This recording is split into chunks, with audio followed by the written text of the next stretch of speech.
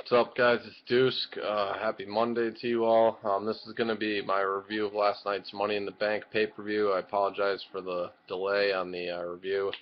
Um, I kind of just watched it really late last night. I didn't bother streaming it. I just haven't had good luck with streams lately. It kind of just cuts out and stuff. So I watched it late night. Very, very enjoyable show. I was pleased with a lot of the outcomes. Some of them a little confused, but or overall, it was a quality show. Money in the Bank always delivers, if you ask me. So, by the way, I'm DVRing Raw right now, so I know it's happening right now. It's 10:20, so it's like 40 minutes left in the show or whatnot. So I'm gonna watch it in a couple hours. So yeah. Once it goes off the air. So yeah, I'm just gonna try and keep this review short as possible. So Money in the Bank 2013, the pre-show. Wow, the Usos taking on the Shield, Roman Reigns and Seth Rollins for the tag team titles. Holy fucking shit! I wish this match was on the actual card, because this match was just unbelievable. One of the best tag team matches in WWE I've seen in a long time. Wow, this match went 16 minutes. Just wow, back and forth. The crowd was way into it. There was one spot where Roman Reigns powerbombed one of the Usos. They're all in the corner. He powerbombed one of the Usos while Seth Rollins superplexed the other Usos. Like four of them all just, dropped at once. It was fucking crazy. Awesome spot. The finish came when Roman Reigns hit the spear. 1, 2, 3. Shield still tag team champions. Awesome, awesome way to kick off the pay-per-view. I gave that match 3.5 stars. Excellent tag team match. It was that enjoyable. The Money in the Bank World Heavyweight Championship contract Money in the Bank ladder match kicked off the actual pay-per-view, the card. Very good match. I think this was the match of the night. Wow, very impressive spots. Cody Rhodes was unbelievably impressive.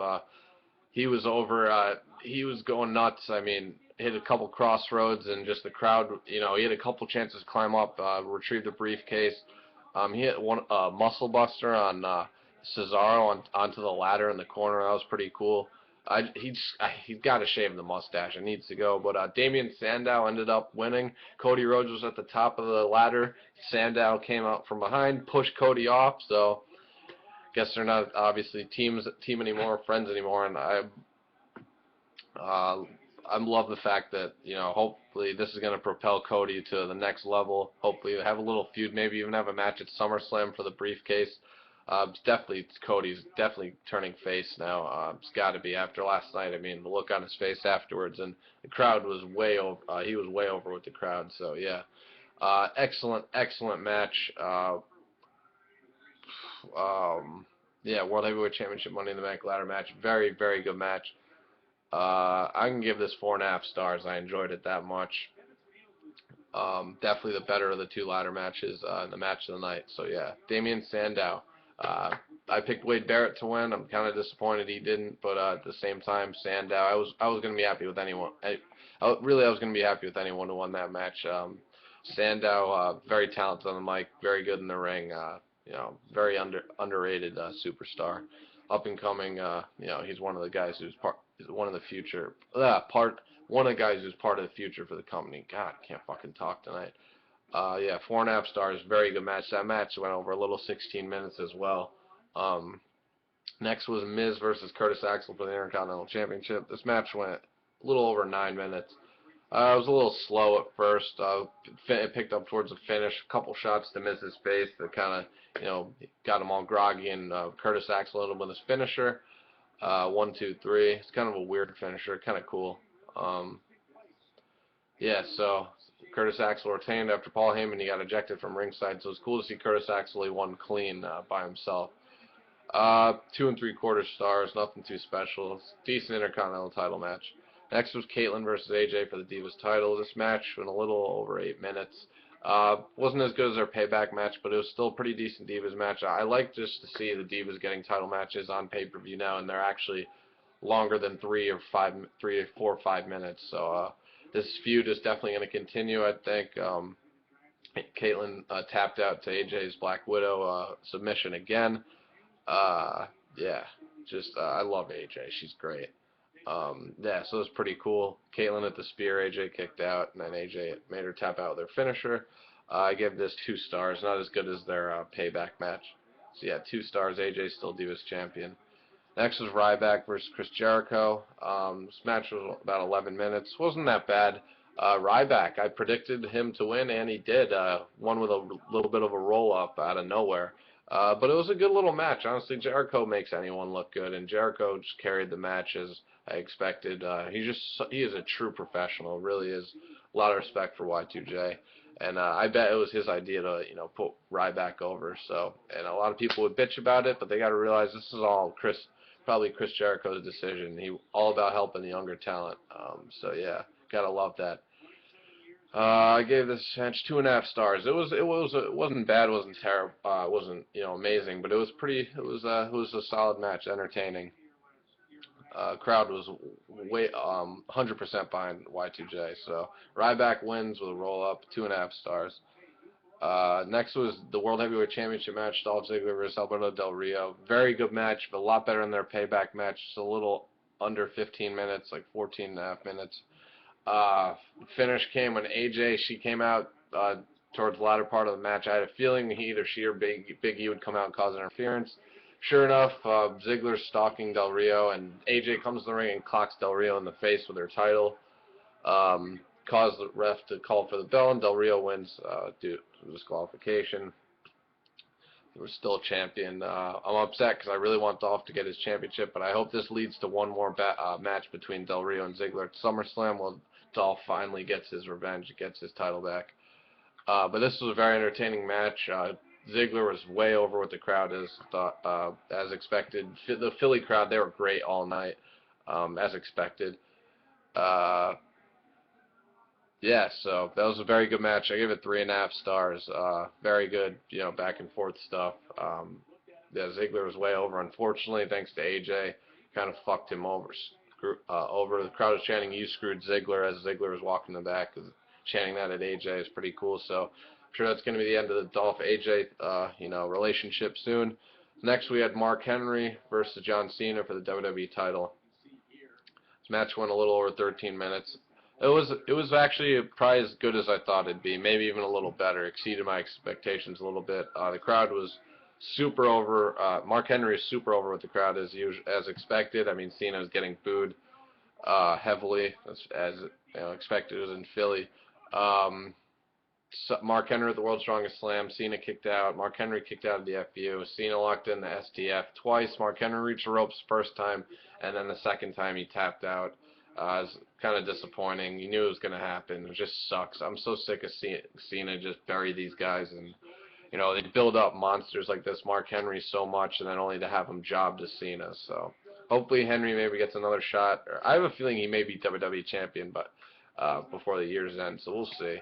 But I gave this 2 3/4 stars. Nothing too special. It was an okay match. Mark Henry, he's good for his size, and Cena is Cena. So it was okay. It was what it was. It was an entertaining match. 2 3/4 stars. Cena's still champion, and the main event was which I hoped was, and it was, the WWE Championship Contract Money in the Bank ladder match. Sheamus, Christian, Randy Orton, Daniel Bryan, CM Punk, and the returning Rob Van Dam. He came out first. Nice big pop for RVD. Still looks like he's in good shape for his age. He was still got it, flying around the ring. He had a huge 5-star frog splash on the top ladder to Christian. Yeah, I thought they were going to name a replacement for Kane, but turns out they didn't. They just kept it with 6. This was a very good match. Sheamus got pushed off the top rope by someone and then crashed through a ladder that was set up on the ring apron, the announcer's table, crashed through that.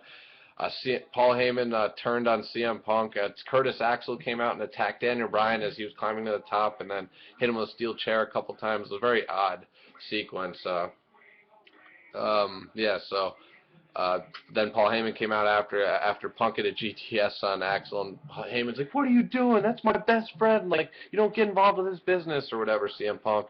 So Punk's in the ring with the ladder, and then Paul Heyman gets in, and all of a sudden he just clocks Punk at twice the ladder, and then gives him, a serious, just stare down look, if you will, look of disdain, disgust, and then hit Punk one final time with the ladder right in the head, and I could tell right away that was legit. Like that was a stiff shot, and Punk, you could see the blood so quickly pouring out of his head, just rushing down his face. It's cool to see blood though, a little color, if you will, back in the match. So Punk, he got destroyed by that ladder. So Paul Heyman turning on CM Punk, we knew it was going to happen. It was just a matter of when. So yeah, Punk was taken out of the equation after that, and then after that, RVD and Orton in the ring. RVD climbing up the ladder. Orton came in, kind of sweeped RVD's foot off the ladders, caught him in midair, and dropped him with an RKO. Pretty sick RKO. Orton climbed to the top, grabbed the briefcase, and Randy Orton is your WWE Championship contract Money in the Bank winner.